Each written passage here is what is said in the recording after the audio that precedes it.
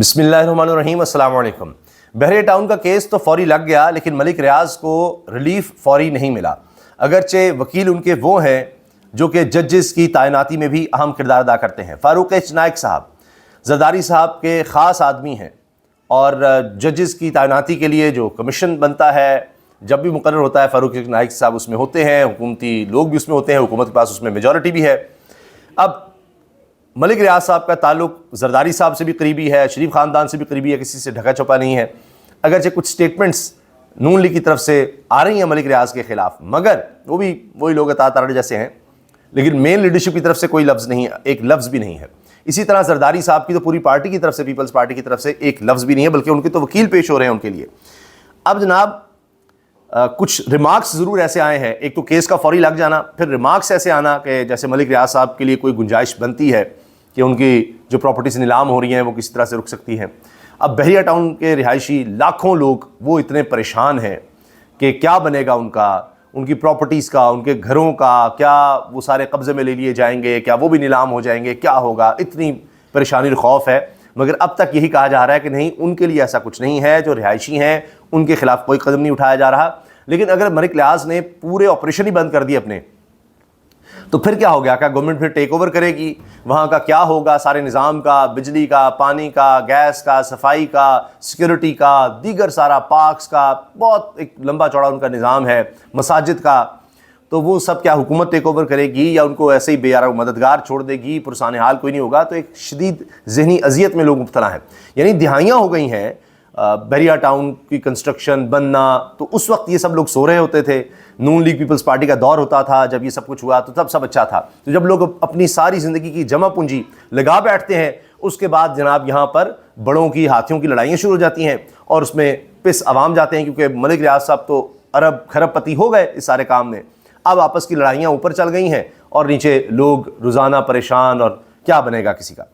اچھا، کہا یہ گیا ہے جی ملزم نے پلی بارگن ختم کرنے کی درخواست چیئرمین نیب کو دے دی ہے۔ درخواست کے بعد کیس پہلی کی سٹیج پر آ گیا، نیب جائیدادوں کی نیلامی کی طرف کیسے چلا گیا؟ پلی بارگن ختم کرنے کی درخواست کے بعد تو اب ریفرنس پر ملزمان کا ٹرائل ہوگا، ریفرنس پر سزا ہوئی تب پراپرٹیز ضبط ہوں گی، جسٹس نعیم اخضر افغان نے کہا۔ میرا یہی کیس ہے، ہماری پلی بارگن ختم کرنے کی درخواست اور نیب ریفرنس پینڈنگ ہے۔ فاروق نائک وہ کہہ رہے ہیں جی ہم نے جو پلی بارگن کی تھی کہ اچھا جی ہم اتنے پیسے دے دیتے ہیں، وہی ہم ختم کر رہے ہیں، اس ڈیل سے نکل رہے ہیں، دوبارہ چلائیں ٹرائل۔ تو اب جناب بحریہ ٹاؤن پراپرٹیز نیلامی درخواست فوری طور پر جو ہے حکم امتناع کی درخواست تھی کہ جی روک دیا جائے نیلامی کا پروسیس فوری طور پر، اس کو مسترد کر دیا گیا ہے۔ عدالت کا وکیل کو ملک ریاض بحریہ ٹاؤن کے خلاف ریفرنس کی نقول جمع کرانے کا حکم، اور اس میں یہ کہا گیا ہے کہ جب آگے کیس چلے گا 13 اگست تک درخواست ملتوی کی گئی ہے، یعنی 13 اگست تک سماعت ملتوی کی گئی ہے۔ سٹے کا فیصلہ ایک طرفہ نہیں، دوسری سائیڈ کو سن کر فیصلہ کریں گے جسٹس امین الدین صاحب۔ تو اب 13 اگست کو مرکزی اور متفرق تمام درخواستوں پر سماعت ہوگی۔ خواجہ آصف صاحب کے حوالے سے سن لیجئے، ایک اور گواہی آ گئی ہے، اور جو رپورٹر تھے وہ سچے ثابت ہوئے ہیں، زبیر علی خان۔ اب وسیم عباسی صاحب یہ وی نیوز کے پلیٹ فارم سے خبر دے رہے ہیں کہ خواجہ آصف کے استعفے کے حوالے سے خبریں چل رہی تھیں جن کی انہوں نے تردید کر دی، مگر میرے ذرائع کے مطابق بہت بڑی بات ہے جس سے خواجہ آصف ناراض ہیں۔ ان کی کل نواز شریف سے ملاقات بھی ہوئی ہے، یعنی پرسوں، تو کہہ رہے ہیں جی کوئی بڑی بات ہے جس سے خواجہ آصف صاحب ناراض ہیں، نواز شریف سے ملاقات بھی ہوئی ہے۔ تو جب اتنی خبر سچی ہے تو باقی کا بھی پھر پتہ لگ رہا ہے۔ پھر نجم سیٹھی صاحب بھی میدان میں آ گئے ہیں، انہوں نے یہاں تک کہہ دیا ہے کہ جی خواجہ آصف صاحب جو ہیں کوئی زمین کا چکر ہے، پراپرٹی کا چکر ہے، جس میں ایک طرف خواجہ آصف ہیں، دوسری طرف ایک اور پارٹی آ گئی، اس نے آگے تک کہیں شکایت کر دی، اب یہ لڑائی بڑھ گئی ہے۔ بیچ میں خواجہ آصف صاحب کا خاص آدمی جس کے یہ مقروض ہیں سیالکوٹ میں، جس نے الیکشنز بھی کروائے ہیں، یہ جو ADCR ہے جو گرفتار ہوا ہے، اور اب خواجہ صاحب اس والے سے بڑے پریشان ہیں کہ یہ کیا ہو گیا ہے، تو بڑے سخت ناراض ہیں، کوئی مزید بیان بھی نہیں دے رہے، رابطے میں بھی خیر خواجہ صاحب نہیں آ رہے۔ اب یہ پریشانی بڑھ گئی ہے، تو بقول نجم سیٹھی کے کہ یہ استعفے والی بات بھی خواجہ آصف نے خود ہی کروائی، خود ہی کروا کر کسی کو، مطلب ہوتا ہے نا بندہ کہ یار میں سوچ رہا ہوں تم یہ ذرا خبر چلواؤ، یا اس طرح کہیں کہہ دیا کہ میں تو استعفیٰ دے رہا ہوں اور اس طرح میں تو بھیج رہا ہوں، یہ سب کر کے بعد میں خود ہی تردید کر دی کہ میں نے کوئی استعفیٰ نہیں دیا۔ تو یہ کروایا سارا خود ہی ہے خواجہ آصف صاحب نے، بقول نجم سیٹھی صاحب کے۔ انہوں نے سما نیوز پر یہ ساری کہانی کھولی ہے اور کہا ہے کہ جی یہ گڑبڑ بڑی بڑھ رہی ہے اور لڑائی اوپر تک جا رہی ہے، حالات بڑے خراب ہو رہے ہیں۔ ایک اور لڑائی ہے جو پنڈی تک پہنچ گئی ہے. پنڈی سے بھی اب جناب جواب آ گیا ہے سابق army chief general Qamar Javed Bajwa کا. اچھا اب یہ ہونے لگ گیا ہے کہ پہلے ہوتا تھا کہ کافی ریٹائرمنٹ کے بعد کوئی قصے کھلتے تھے, کہانیاں کھلتی تھیں. اب تو فوری طور پر یوں سمجھیے کہ باجوہ صاحب تو ریٹائرمنٹ سے پہلے ہی کنٹروورشل ہو گئے تھے. اب انٹرویوز دے کر انہوں نے اپنے آپ کو صاف کرنے کی کوشش کی, بڑا کچھ کیا, لیکن بات نہیں بنی. اب وہ پھر کوئی سٹیٹمنٹ کہیں سے دلوا دیتے ہیں. اب مالک صاحب کے تھرو انہوں نے یہ بات کہی ہے, یا مالک صاحب نے خبر دی ہے کہ جنرل باجوہ آن ریکارڈ کہتے ہیں کہ ہم نے کسی کو لا کر سیٹل نہیں کیا.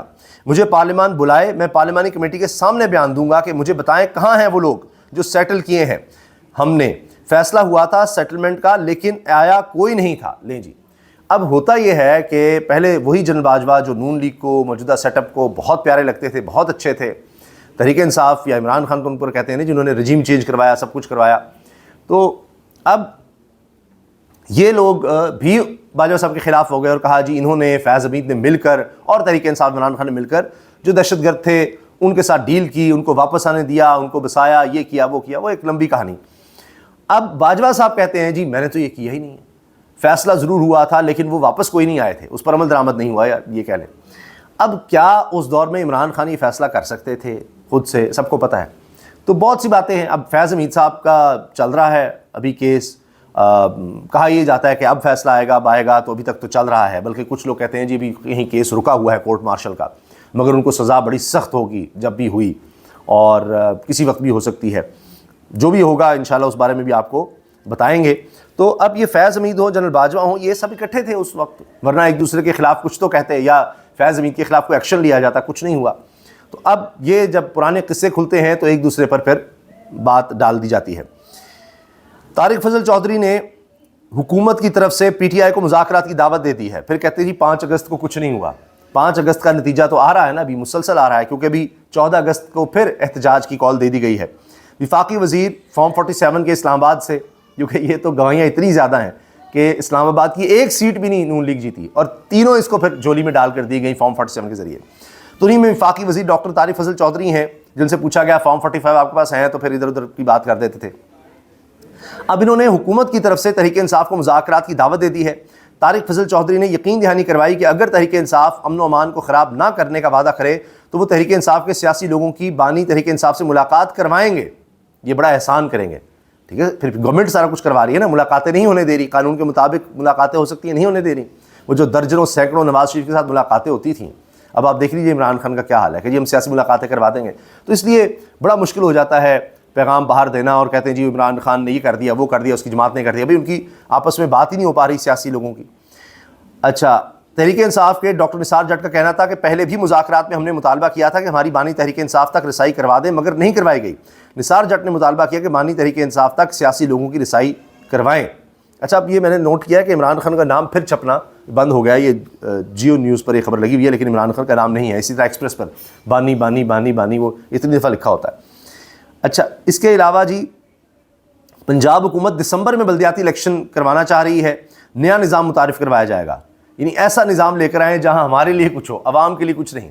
تو اب پھر نیا نظام آئے گا اور اس کے ذریعے حلقہ بندیاں ہوں گی, اپنے ذریعے ہوں گی, اپنا الیکشن کمیشن, اس کے ذریعے الیکشنز کروائے جائیں گے. تب تک یہ سمجھیں گے کہ ہم پیسہ پانی کی طرح بہا کے گلیاں سڑکیں یہ کروا دیں گے, ڈیولپمنٹ کروا کر, اور اشتہار بازی کر کے ہم شاید دسمبر میں الیکشن جیت جائیں.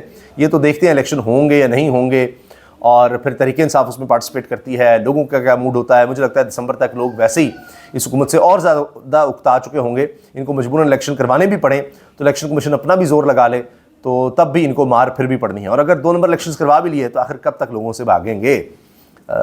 بڑا مشکل ہے, کیونکہ دن بدن اس حکومت کے خلاف لوگوں کے جذبات بڑھتے چلے جا رہے ہیں. اشتہار بازی کے باوجود یہ جو سو کالڈ ڈیولپمنٹ ہے, شعبدہ بازی ہے, لوگوں میں پیسے لگا دینا اور ڈیولپمنٹ فنڈ دے دینا, اس کے باوجود لوگ اب ان سے تنگ آ گئے ہیں. کیونکہ اصل لوگوں کو مسئلہ روزگار کا ہے, غربت کا ہے, مہنگائی کا ہے, پریشانی یہاں پر ہے, لوگوں کو کچن ہی نہیں چل رہا.